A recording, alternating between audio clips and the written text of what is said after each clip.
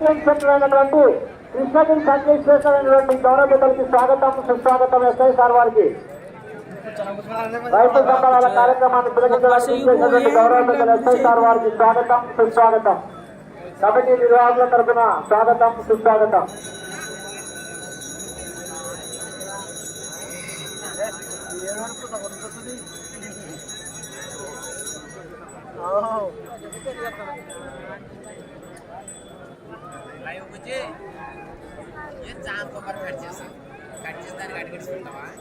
ఒకసారి అందరూ అడుగుతుంటే చూసేవాళ్ళు అడుగుతారు కదా.